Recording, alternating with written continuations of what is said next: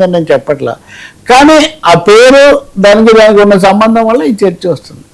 మరొక అంశం సార్, హత్యలు అత్యాచారాలు, హోంమంత్రిపై ఫైర్, జనసేన అసంతృప్తి. ఇందాక విషయంలోనే ఐ థింక్ మీ చర్చలోనే నేను ఎక్కడో చూసా, మీ చర్చ కదా, జనసేన అధికార ప్రతినిధి ఒక ఆయన అసంతృప్తి మాట్లాడుతారు, సాంబశివరావు మిత్రుడు సాంబశివరావు ఏమని అంటే ఆ బూతులు తిట్టినట్టుగా సాక్ష్యాధారాలు చూపిస్తే చర్య తీసుకుంటాం అంటే సాక్ష్యాధారాలు ఎందుకు అక్కడ కనిపిస్తూనే ఉంది కదా స్పష్టంగా అని. నిన్న హోంమంత్రి గారు లెక్కలు చెప్పారు, అత్యాచారాలు కొన్ని తగ్గాయి, కిడ్నాపులు కొన్ని తగ్గాయి, గంజాయి బాగా తగ్గింది, ఇవన్నీ చెప్పారు. దురదృష్టవశాత్తు మదనపల్లిలో ఎదురింటి బాలికను ఆ కుల్దీప్ అనేవాడు చాలా ఘోరంగా అత్యాచారం చేసి తర్వాత డ్రమ్ములో కుక్కడము, అంత ముందు రోజు కూడా పోలీసులు వచ్చి చూసి మళ్ళీ వెనక్కి వెళ్ళిపోయి మళ్ళీ రెండో రోజు వచ్చి ఈ విషయం కనుక్కోవటము. ఈ లోపల ఈ రోజు అతన్ని పట్టుకొని పోతుంటే అతనేమో చెరువులో మునిగి చేశాడు అనడము. మీకు గుర్తుంటే కొద్ది మాసాల కిందట టీడీపీ నేత, తూర్పు గోదావరి జిల్లాలో ఒక టీడీపీ స్థానిక నేత, అతను కౌన్సిలర్ కూడా ఓల్డ్ మ్యాన్, పాపం అందులో చేసింది పాపం, అతను కూడా హఠాత్తుగా చెరువులో తేలాడు. అంటే ఇక్కడ దిశ పద్ధతిలో మరి ఆంధ్రప్రదేశ్ లో చెరువు ఫార్ములా ఏమన్నా కనిపెట్టారు మనకు తెలియదు, కానీ నిజానికి నిజానిజాలు బయటికి రావడం ఇక్కడ చాలా ముఖ్యం. నేను చెప్తుంది ఏంటంటే ఇదేం తెలియజేస్తుందండి, గంజాయి విషయానికి వస్తే నెల్లూరులో పెంచలయ్య అని డివైఎఫ్ఐ సిపిఎం కార్యకర్తను గంజాయి బ్యాగ్ చంపింది. తెలుగు రాష్ట్రమే అనుకుంటే తెలంగాణలో కూడా సౌమ్య అని కానిస్టేబుల్, మొన్న ఎక్సైజ్ కానిస్టేబుల్, వాళ్ళ దాడిలో ఆమె ప్రాణాలు కోల్పోయింది. ఒక యువకుడు ఒక కానిస్టేబుల్ ప్రాణాలు తీసేటంతగా గంజాయి బ్యాచ్ రెచ్చిపోతుంటాయి. ఎక్కడ చూసినా గానీ నైట్ పార్టీ జరిగింది, ఇదేంటి డాన్సులు చేశారు, ఇవన్నీ మనం చూస్తుంటే తగ్గింది అని ఎలా చెప్తున్నారో ఇప్పుడు మళ్ళీ ఇది కూడా అంతే. ఎవరు అధికారంలో ఉన్నా గంజాయి, మాదక ద్రవ్యాలు వీటిని వాడడం, ఇది చాలా దీన్ని ఆపడం ఎలా అనే వైపు వర్క్ చేయాల్సింది పోయి. ఓకే, వాళ్ళు చేస్తున్నారు. నేను మన బుక్ ఎగ్జిబిషన్ పోతే విజయవాడకు, అక్కడ ఈగిల్ వాళ్ళు ప్రత్యేకించి ఒక స్టాల్ పెట్టి మేము ఇలా చేసాం అవన్నీ వాళ్ళు చెప్తున్నారు. మీరు చేస్తున్నారు, చాలడం లేదు, ఇంకా పెంచాలని అనుకోవాలి. కానీ ఇప్పుడు అత్యాచారాల సంఖ్య 4,000 తగ్గింది అనుకోండి, సింగిల్ డిజిట్, దాన్ని తగ్గుదలని ఏమి అనరు.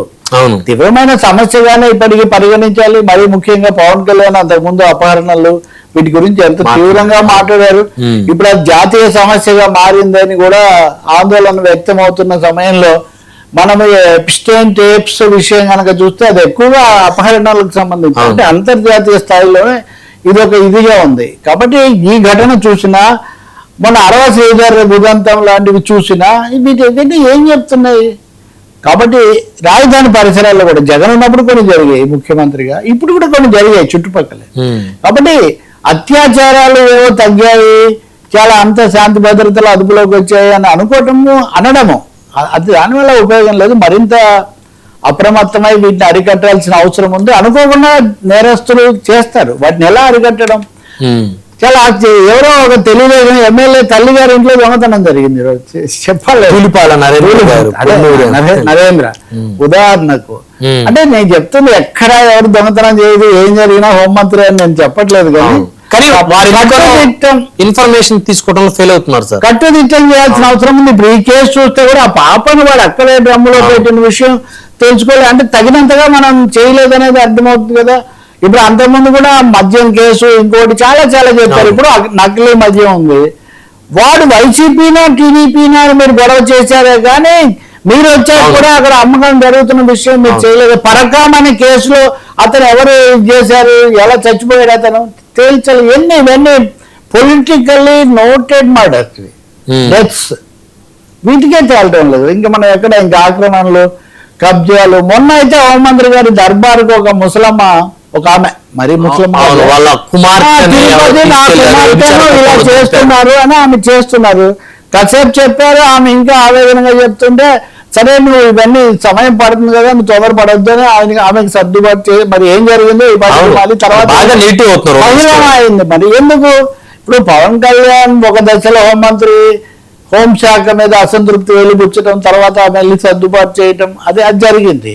కానీ ఇప్పుడు వరుసగా వస్తుంటే రాజకీయాలు మాట్లాడడంతో ఒకటైతే అంతెందుకండి మరి అన్యాయం ఏంటంటే మొన్న నేను వైజాగ్ వెళ్ళాను, అక్కడ మా అతన్ని అరెస్ట్ చేశారు కదా పీడీ యాక్ట్ కింద అప్పలరాజు. అవును. అంతకుముందు అనితే ఆయనతో కలిసి నిరాహార దీక్ష చేశారు, ఆ భూములు తీసుకోకూడదు ఇవన్నీ.